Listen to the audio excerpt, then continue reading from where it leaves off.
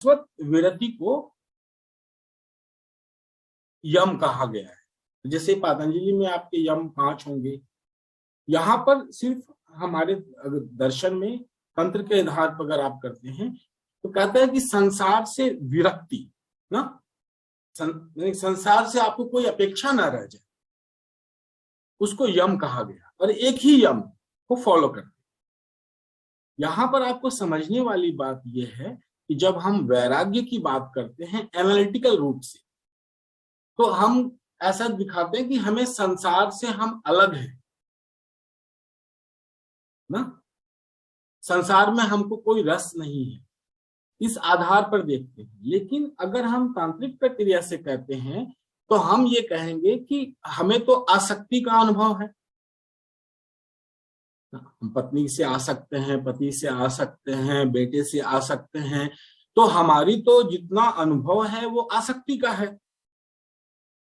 अगर हम विरक्ति की बात करते हैं तो हम उसके अपोजिट सोचते हैं, और कई बार ये विरक्ति घृणा में कन्वर्ट हो जाती है। वैराग्य जो है वो घृणा नहीं है, संसार से घृणा करना वैराग्य नहीं है। तो तांत्रिक दर्शन के आधार पर अगर आप देखेंगे तो हम कहेंगे आप परमात्मा से आसक्त हो जाओ, आपको अटैचमेंट का अनुभव है।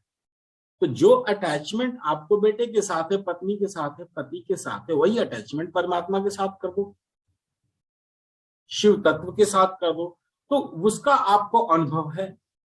तो जैसे ही आपकी आसक्ति ईश्वर की तरफ जाएगी तो आपको विरक्ति की प्रैक्टिस नहीं करनी और संसार से घृणा भी नहीं करना है, या उसकी निकृष्ट भी नहीं मानना है उसको,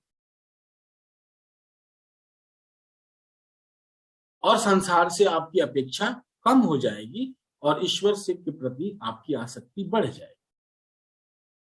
तो विरक्ति इसका एक बाय प्रोडक्ट बनकर आपके सामने एक अनुभव के रूप में आएगा, और उस अनुभव का आधार आसक्ति ही हो।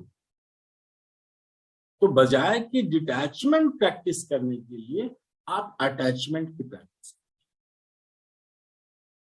और वो अटैचमेंट आपका सीधा ईश्वर से हो जाएगा।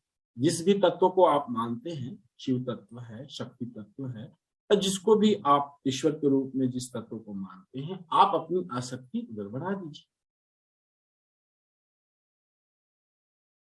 आसक्ति बढ़ते ही आपको संसार से जो अपेक्षाएं हैं वो कम हो जाए, और जितना भी दुख है अपेक्षा से होता है। हम आपसे कोई चीज एक्सपेक्ट करेंगे, आप वो नहीं करें तो दुख होगा, और ये अपेक्षा जितनी कम हो जाएगी दुख कम होता चला जाएगा।